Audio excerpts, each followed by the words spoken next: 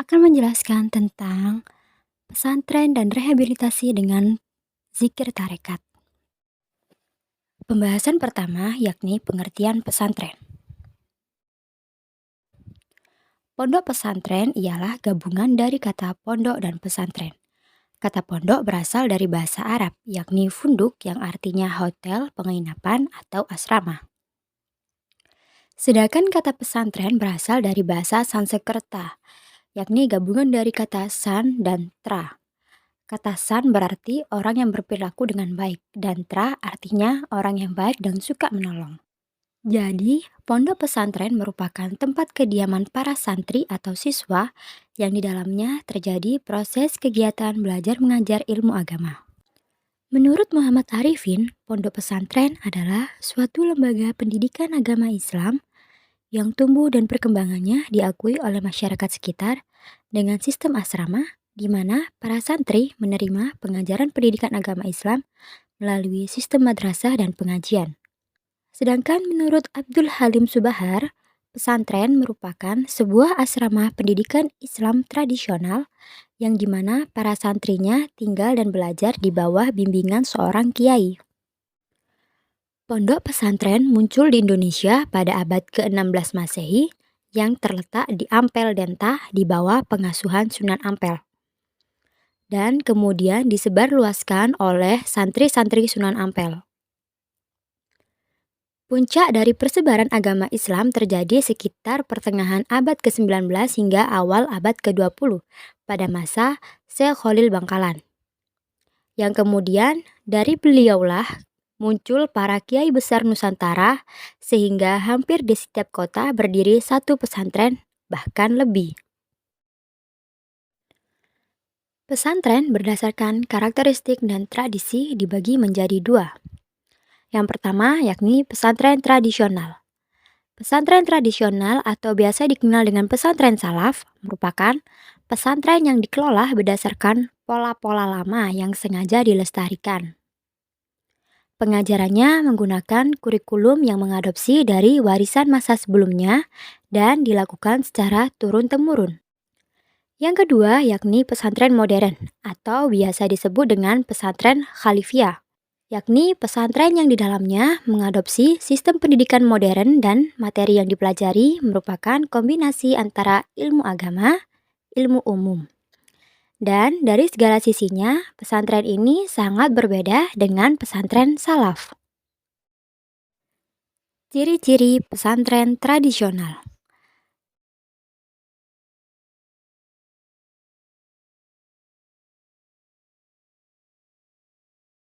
Pesantren tradisional memiliki tiga ciri khusus atau ciri khas, yakni yang pertama adalah pesantren yang dalam sistem pembelajarannya masih menggunakan sistem bandongan dan sorogan. Yang kedua, materi yang diajarkan berasal dari kitab-kitab kuning atau turats. Yang ketiga, kitab berbahasa Arab karya ulama Islam baik luar maupun dalam negeri. Selanjutnya adalah ciri-ciri pesantren modern.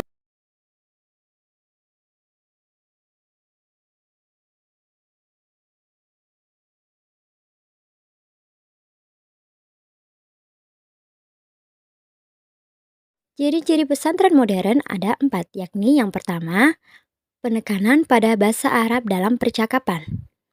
Kedua, memakai buku-buku literatur bahasa Arab kontemporer, bukan kitab klasik atau kitab kuning. Yang ketiga, memiliki sekolah formal di bawah kurikulum Diknas dan atau Kemenak. Yang keempat, tidak lagi memakai sistem pengajian tradisional seperti sorogan, wutonan, dan bandongan. Selanjutnya adalah pengertian rehabilitasi. Rehabilitasi adalah upaya penyembuhan yang dilakukan secara utuh dan terpadu melalui pendekatan non-medis, psikologis, dan sosial, serta spiritual, agar para pengguna nafzah yang menderita sindroma ketergantungan dapat mencapai kemampuan fungsional seoptimal mungkin. Pembahasan selanjutnya adalah fungsi rehabilitasi.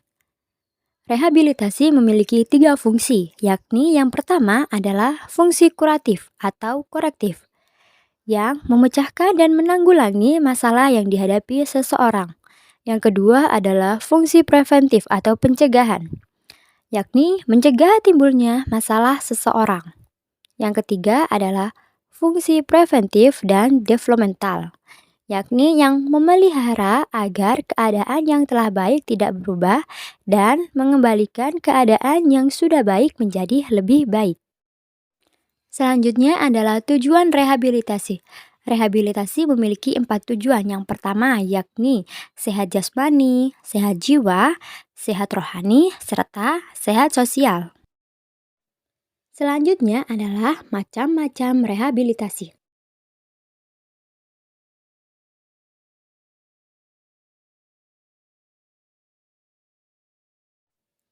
Rehabilitasi dibagi menjadi dua, yakni rehabilitasi medis dan rehabilitasi sosial.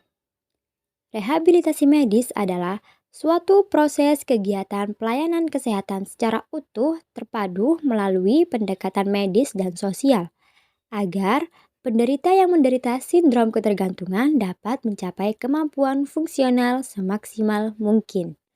Yang kedua adalah rehabilitasi sosial, yakni suatu proses kegiatan pemulihan dan pengembangan baik fisik, mental, maupun sosial agar pengguna yang menderita ketergantungan dapat melaksanakan fungsi sosial secara optimal dalam kehidupan bermasyarakat. Pembahasan selanjutnya ialah seputar Pondok Inabah. Pondok Inabah merupakan tempat pembinaan untuk anak-anak atau orang tua yang ketergantungan nafsa. Pondok Inabah ini didirikan pada tahun 1972 yang berlokasi di Desa Ciburem, Kecamatan Panjalu, Kabupaten Ciamis, Jawa Barat. Pada tahun 1980, Pondok Inabah ini resmi dilembagakan dengan nama Pondok Remaja Inabah I atas prakarsa pimpinan atau sesepuh Pondok Pesantren Suryalaya, yakni Kiai Haji Ahmad Sohibul Wafa Tajul Arifin, atau biasa dikenal dengan Abah Anom. Pondok Inabah ini merupakan cabang dari Pondok Pesantren Suryalaya yang dikhususkan untuk orang-orang yang ketergantungan nafsa. Berdirinya pondok ini yakni dengan tujuan untuk membina akhlak dan mental para remaja yang menjadi korban penyalahgunaan nafsa untuk kembali ke jalan Allah melalui pendekatan ilahiyah dengan metode ilmu tasawuf. Inabah sendiri berasal dari bahasa Arab yakni anabah yanibu yang berarti kembali.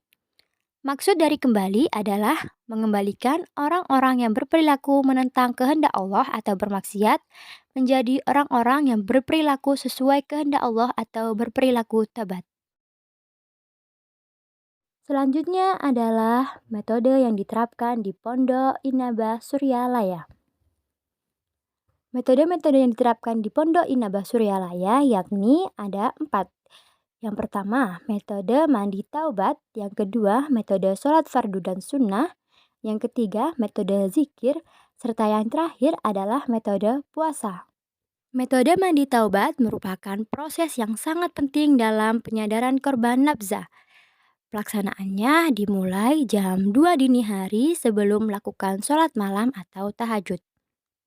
Mandi taubat yang dilakukan pada dini hari dipercaya menjadi terapi untuk menghilangkan racun dari tubuh penderita. Sebab air yang dingin menyebabkan saraf-saraf meregang dan aliran darah lebih lancar menuju ke otak. Mandi merupakan sebagian dari bersuci yang dalam ilmu fikih dikenal dengan istilah toharo. Bersuci dalam metode ini merupakan bersuci dari suci pakaian, tempat tinggal, dan segala yang digunakan dalam menempuh hidupnya, termasuk ialah suci kolbu, jiwa domir, dan rasa, atau bisa disebut dengan suci lahir dan batin. Metode selanjutnya adalah metode sholat fardu dan sholat sunnah. Setelah melaksanakan mandi taubat, maka dilanjutkan dengan sholat fardu maupun sholat sunnah. Sholat sunnah yang dikerjakan ialah sholat sunnah taubat, rawatib, qiyamul lail, dan sholat sunnah lainnya. Sholat sunnah ini dilakukan pada sepertiga malam. Setelah melaksanakan sholat sunnah atau sholat fardu, maka dilanjutkan dengan zikir. Sholat merupakan gerakan fisik dan mental dalam rangka berkomunikasi dengan Allah Subhanahu wa Ta'ala. Sholat yang dilaksanakan dalam pembinaan atau penyadaran ini adalah sesuai dengan tuntunan dalam Al-Quran dan hadis. Metode selanjutnya ialah metode zikir. Zikir merupakan bagian dari ibadah yang diperintahkan oleh Allah Subhanahu wa Ta'ala setelah melaksanakan mandi taubat dan dianggap mulai timbul kesadarannya, maka para pengguna nafza akan diarahkan agar mengenal, mengesahkan, dan mencintai Allah Subhanahu wa Ta'ala. Pengarahan itu dilakukan dengan merawat kolbunya melalui proses zikir yang disebut dengan talqin zikir. Talqin zikir merupakan suatu proses yang dilakukan oleh orang yang akan mempelajari tasawuf. Talqin zikir yang dilaksanakan di Pondok Inaba Suryalaya ini dipimpin oleh Abah Anom kepada korban nafzah, yang diharapkan dapat membangun tingkat kesadaran sehingga timbul penyesalan dan mengetahui akan segala kesalahan atau dosa yang telah dilakukannya selama ini. Adapun zikir yang dilakukan di Pondok Inabah Suryalaya ini ialah zikir Tarekat Qadiriyah wa Naqsyabandiyah, yakni yang pertama ialah zikir jahar. Zikir jahar ialah zikir yang dilantunkan dengan keras dengan menyebut kalimat tauhid, yakni la ilaha illallah, dan zikir khafi yang dilantunkan dalam hati, yakni Allahu Allahu. Dalam talqin ini tentunya dibimbing oleh seorang mursyid yang sanadnya bersambung hingga ke Rasulullah. Metode selanjutnya ialah puasa. Puasa merupakan terapi penunjang karena tidak semua diharuskan melalui kegiatan ini. Tetapi bagi mereka yang sudah baik dan sadar, maka dianjurkan untuk melaksanakan puasa Senin Kamis, puasa 3 hari setiap bulan, kecuali puasa fardu pada bulan Ramadan.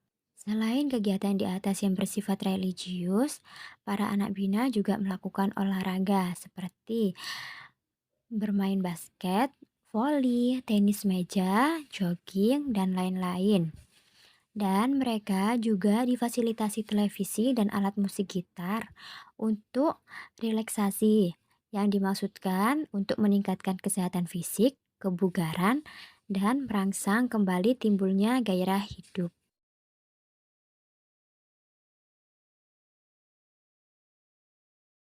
Selanjutnya adalah hubungan rehabilitas dengan zikir tarekat.